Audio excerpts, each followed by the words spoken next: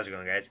So once this arm triangle kind of starts failing here with Bryce Mitchell and Charles Rosa, we're going to kind of take it through and watch how Rosa escapes from this. So eventually there's a mount. Of course, now mount is not the best place to go for an arm triangle. However, what it does mean is that now Bryce Mitchell has more of a chance in order to flip off of mount and into the side control position where he should be. That gives the easiest ability to get the shoulder under the chin and lower it down so you're not just squeezing with the bicep, but instead squeezing with the shoulder.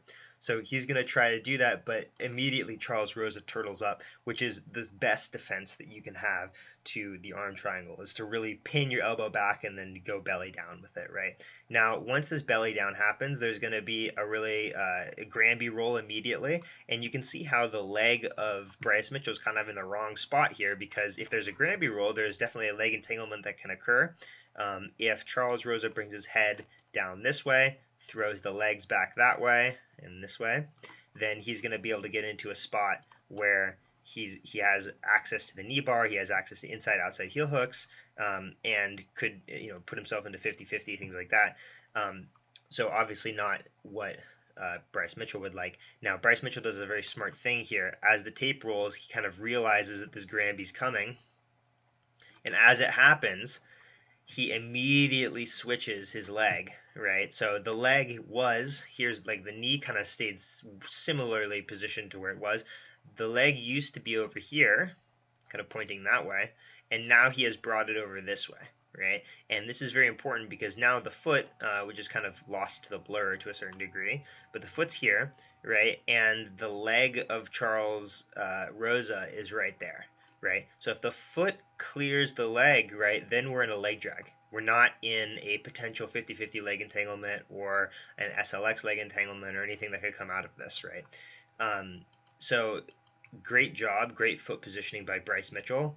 Scoots himself right here. Beautiful. Now we're in the leg drag, right? So Charles Rosa ends his Granby roll and he's stuck in the next thing, right? Which is a leg drag position, not a spot he wants to be in. Which, again, this is kind of just the theme of the match, right? The theme of the match is that Charles Rosa does these beautiful techniques, well done, well timed, proper technique, in the right thing to do to defend the situations that he's in.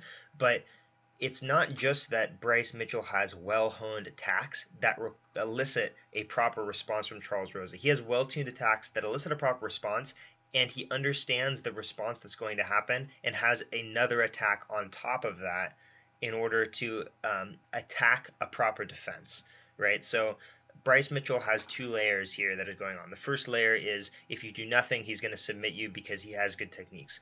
The second layer is if you do the proper defense, he is waiting for you.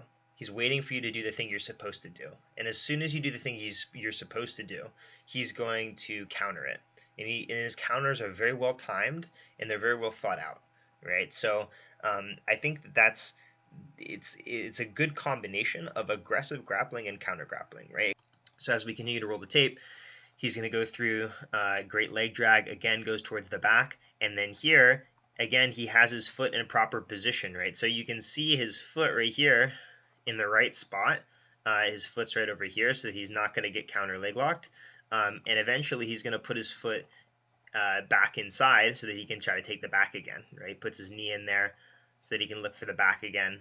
This time, Charles Rosa counters with the Granby, and because the leg was inside, he could not do the same leg drag thing. So instead, he has to switch now to an over-under pass, which he does quite well, right? And there's kind of this moment where it looks like there could be a triangle, but it was really low probability.